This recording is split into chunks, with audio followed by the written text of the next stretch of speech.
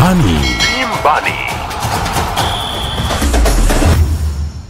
Kubwa, umezungumzia swala la hali na mazingira kwa ujumla ya kule. Tukiangazia sasa, tuje kwa upande wa timu ambayo uko sasa hivi, Al Merrikh benchi kule Sudani Kusini. Ukiangalia mwenendo au uendeshaji wa ligi ya Sudani Kusini na Tanzania, ni una utofauti upi kwa upande wako? Kuna utofauti mkubwa sana. Sisi Tanzania tumepiga hatua kubwa sana kwenye mpira. Na hili kwa kweli mimi ninazipa hongera na pongezi taasisi zinazohusika na mpira wetu. Kuanzia bodi ya ligi, shirikisho la mpira, wizara, baraza la michezo. Tumefika mbali sana. Wenzetu bado wako mbali.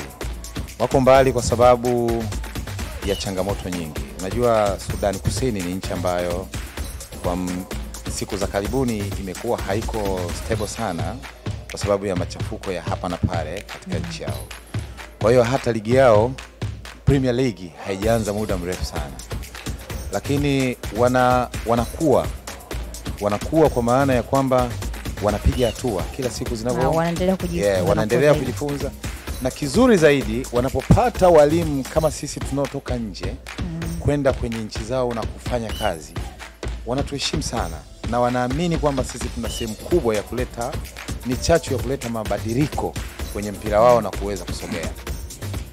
Wamekuwa ni watu ambao wanaamini kwamba wakitukaribisha kwenye mpira wao na tukawapa mawazo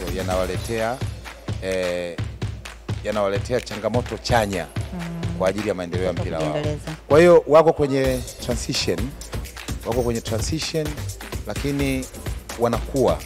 Naamini baada ya miaka miwili mpaka mitatu inayokuja mbele, kama wakiendelea kuwa na utulivu walionao huu, na tunahitaji kuwaombea sana wenzetu kwa sababu unajua machafuko sio mazuri kabisa.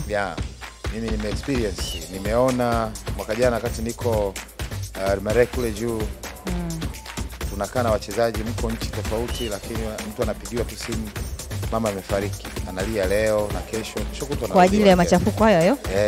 Sudani kule juu kulikuwa na machafuko sana, lakini huku pia chini. Kwa hiyo tunawaombea waendelee kuimarika, yani amani iendelee kutawala ili kile ambacho wanatamani kukifanya kwa ajili ya maendeleo ya mpira wao waweze.